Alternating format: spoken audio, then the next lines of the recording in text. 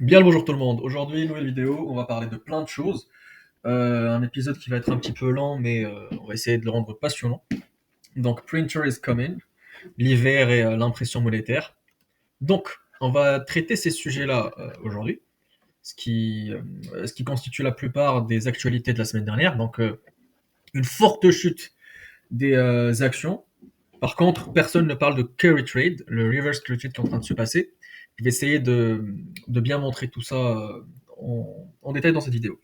Donc, comme je vous ai parlé au tout début de la création de la chaîne en avril, le carry trade, c'est quand les taux japonais sont très bas, on emprunte en yens, on rembourse très peu à la banque centrale, voire on rembourse rien, et on va investir dans des obligations américaines qui donnaient à l'époque 4-5%, ou en achetant des entreprises technologiques, donc Google, Amazon, qui ont une forte croissance, et le coût du capital avec lequel on investit, c'est 0% d'intérêt. Donc. Par contre, plus les taux longs japonais augmentent, plus ce qu'on doit rendre augmente en cherté. Donc si on devait rien rendre ou rendre par exemple 1%, bah, quand ça monte, avec le volume énorme d'emprunts réalisés au Japon, bah, ça fait beaucoup de choses à rembourser tout d'un coup. Du coup, les gens reçoivent des appels de marge. Le courtier leur dit écoutez, je vous coupe vos positions pour rembourser l'emprunt japonais. Et du coup, ça coupe les positions. Et les premières positions que les gens choisissent de couper avant que le courtier s'en occupe, c'est les positions sur lesquelles ils ont beaucoup gagné, ou sinon les positions qui sont susceptibles de baisser rapidement. Donc on veut cristalliser ce qu'on a gagné. Donc, c'est les actifs spéculatifs qui baissent en premier, suite aux appels de marge. Et pourquoi je parle de carry trade Qu'est-ce que j'ai comme argument Bah regardez, ça c'est le 10 ans japonais. Le 30 ans, c'est encore pire. Mais le 10 ans, là, la courbe, elle va depuis mai. Donc là, regardez en octobre, puis novembre, regardez la hausse forte depuis mi-novembre jusqu'à maintenant. Il y a eu une hausse incroyablement violente. Et sur le marché obligataire, cette hausse, elle est significative, surtout sur un marché comme le Japon qui est énorme. Le marché obligataire japonais, il est énorme. Vraiment, il est gigantesque. Donc cette hausse, elle a causé des gros appels de marge. C'est pour ça que sur les actifs spéculatifs, bah, on voit par exemple le Bitcoin sur un mois qui prend 21%. Depuis les plus hauts, c'est encore pire. On voit Palantir qui prend sur un mois 12%. Depuis le plus haut, c'est encore pire. On voit Tesla qui prend 10%. On voit IMS 27%. Robinhood 16%. Donc c'est des grosses claques hein, que prennent les entreprises spéculatives. Les grosses tech résistent. Donc Meta baisse, mais pour d'autres raisons. Les big tech résistent parce qu'elles sont détenues par des, comme dirait Redalio, strong hands. Donc là, Robinhood, Palantir, tout ça, c'est des retail stocks, on appelle ça. C'est des particuliers qui détiennent le plus ces entreprises. Donc, ça, c'est par rapport à la forte baisse qu'on a connue sans raison apparente. Bien évidemment, cette baisse, elle est appuyée par ce qu'a dit la Fed, donc je vais en revenir plus tard. On va ensuite parler des craintes de Michael Burry. Donc, vous vous rappelez, j'ai parlé dans une autre vidéo, la dernière notamment, des craintes de Michael Burry qui disait bah, l'amortissement des puces est faux. Donc les big tech sont en train d'investir des centaines de milliards de dollars dans des data centers et des puces qui sont en train d'amortir sur 5, 6, 7 ans, alors que ces puces sont obsolètes technologiquement très tôt. Donc dans 2, 3 ans, on aura besoin de d'autres puces. Du coup, si on les amortit sur une durée longue, ça ne vient pas impacter les bénéfices nets, et du coup, les bénéfices sont gonflés de façon apparente, mais Michael Burry dit que c'est faux. La durée d'amortissement est fausse. Et du coup, les EPS sont gonflés alors qu'ils vont fortement baisser si on continue de réinvestir. Et il dit aussi que la façon qu'a Nvidia de comptabiliser son chiffre d'affaires est un petit peu douteux parce que Nvidia note en chiffre d'affaires les commandes, alors que les commandes doivent ne doivent pas, c'est légal, mais d'autres entreprises les mettent dans le backlog parce qu'il n'y a pas l'argent encore. Donc, juste pour vous clarifier tout ça, ça c'est le compte de résultat en anglais, comme ça vous comprenez un petit peu ce qui se passe. Donc le chiffre d'affaires, donc revenue, on enlève cost of goods sold, donc on enlève comment dire, ça nous donne la marge brute. Donc on enlève toutes les charges de vente. Puis on a de gross profit, donc la marge brute. On enlève les charges d'exploitation. Les charges d'exploitation, c'est les OPEX. C'est comme les CAPEX, mais juste pour faire tourner la machine. On ne fait pas d'expenditure capitalistique. Euh, Puis, il nous reste le résultat d'exploitation, ou le résultat opérationnel. Le résultat opérationnel, en anglais, il est appelé EBITDA. C'est Earning Before Interests, Taxes, Depreciations and Amortisements. En français, c'est l'excédent brut d'exploitation, le BE. Donc, qu'est-ce qu'on fait à cet EBITDA ou cet EBE? Ben, on enlève les dépréciations et amortissements. Et c'est là où Meta, Google, Amazon vont voir leur, euh, leurs étapes suivantes. L'EBITDA va rester elle-même, hein, voire il va augmenter.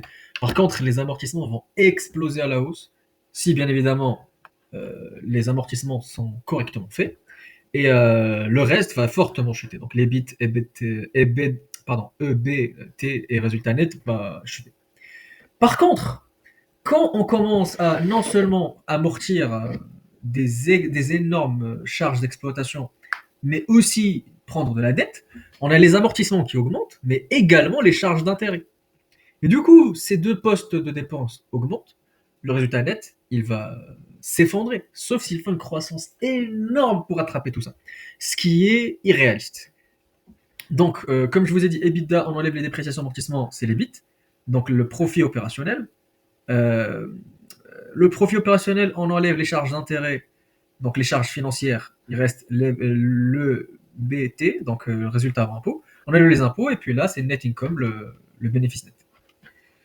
En comptabilité française, c'est le chiffre d'affaires, marge brute, pardon.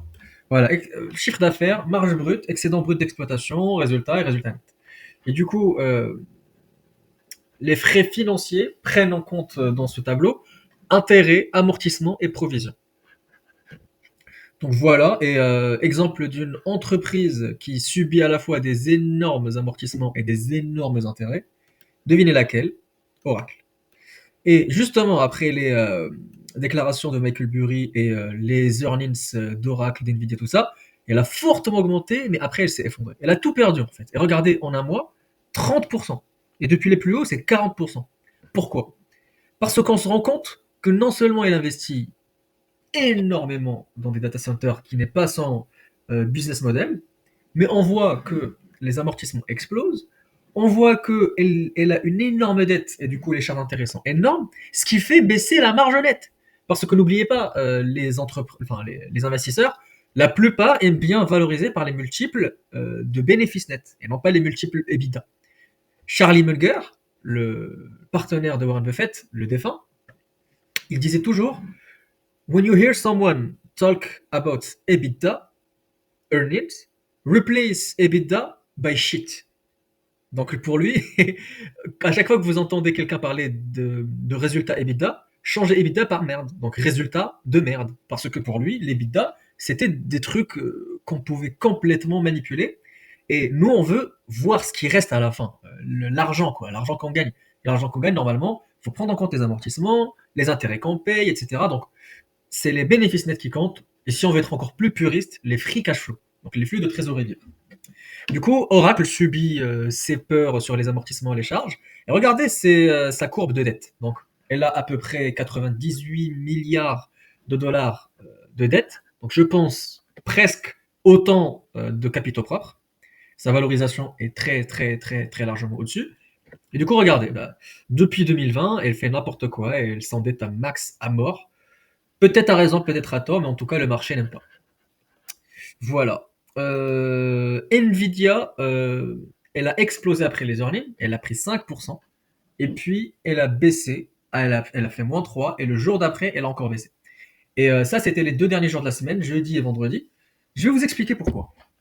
Donc, après les earnings qui étaient parfaits, il n'y avait aucun défaut, tout était parfait, ils ont sorti un fichier qui montre à peu près l'état du bilan, tout ça. Et du coup, moi, j'ai lu ça, et du coup, ce qui a retenu mon attention, c'était plutôt les inventaires.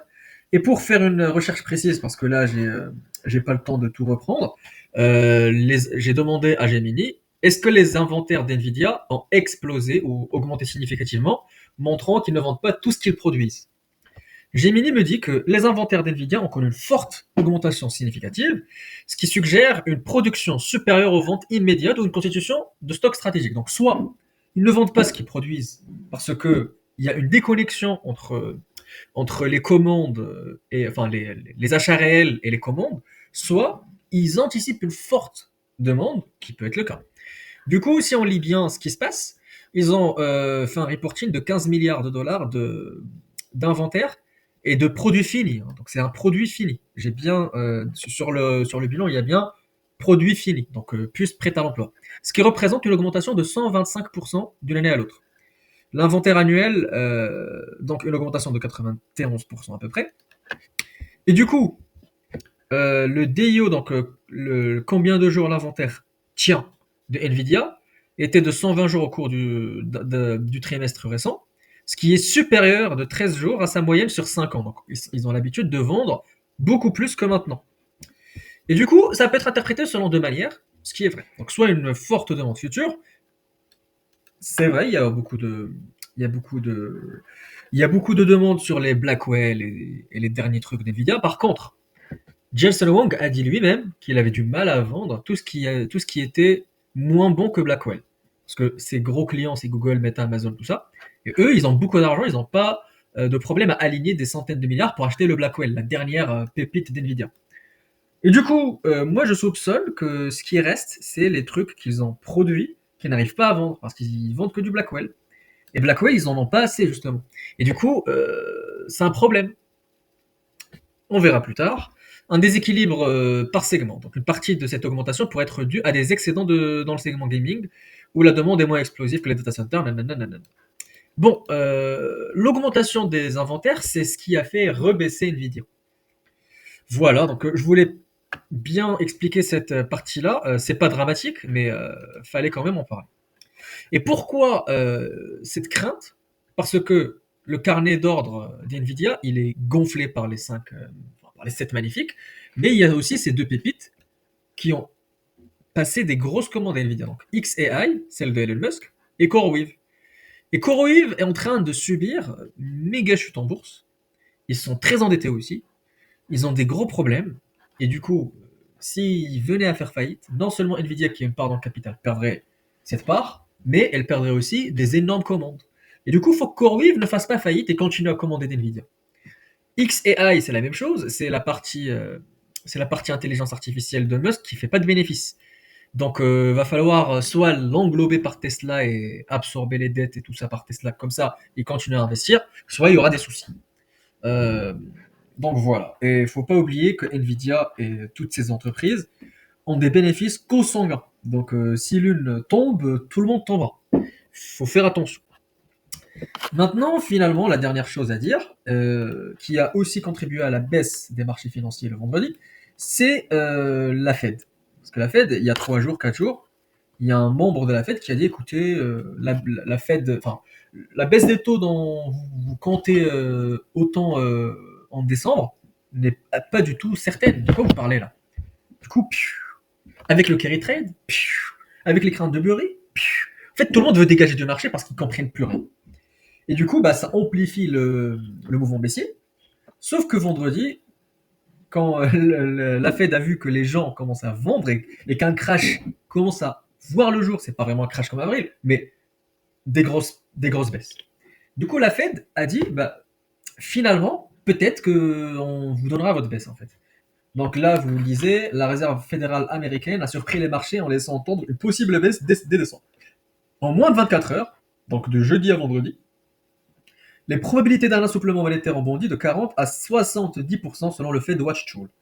Cette évolution a provoqué une réaction immédiate chez les investisseurs, malgré une chute persistante du Bitcoin et tous les actifs spéculatifs.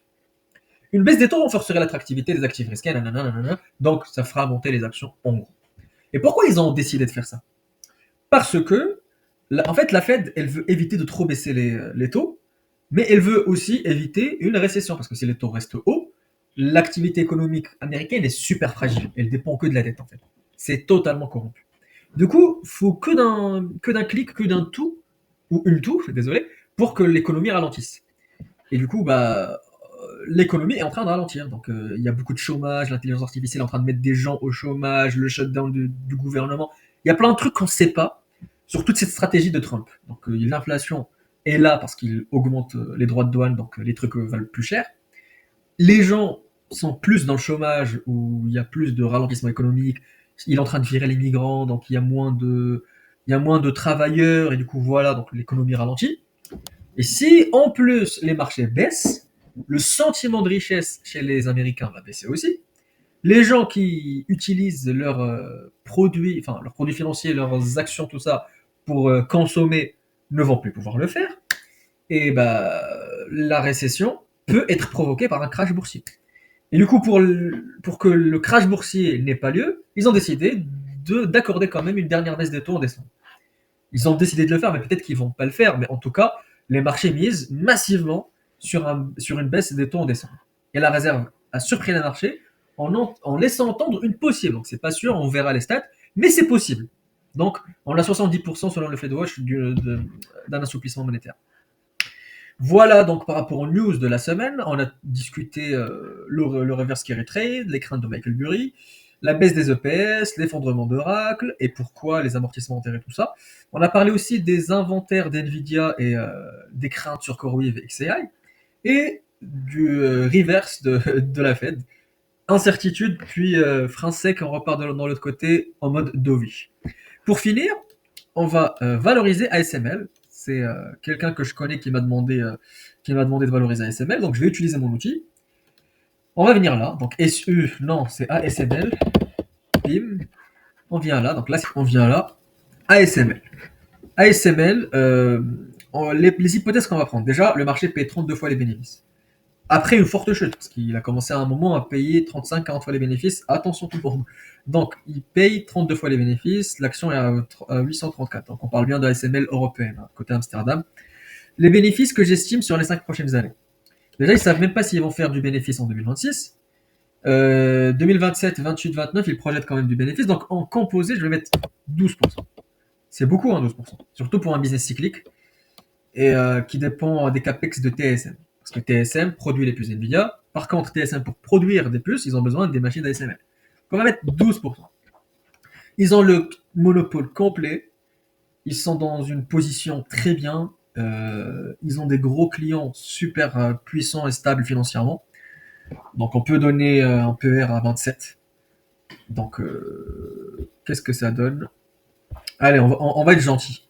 C'est une entreprise quasi parfaite qui ont même pas de dette, ils ont même beaucoup de cash flow, beaucoup de cash au bilan, beaucoup de rachats d'actions, donc on va mettre 30. C'est quasi une entreprise parfaite. Alors, voyons voir. Ouais. Donc, c'est une opportunité. Si on pense que d'ici 3, 5 ou 10 ans, ça va s'échanger à 30 fois les bénéfices, et si on pense que les bénéfices vont croître d'au moins 12%. Si on veut être conservateur, on va mettre 25 ici. 25 ici, c'est pas ouf.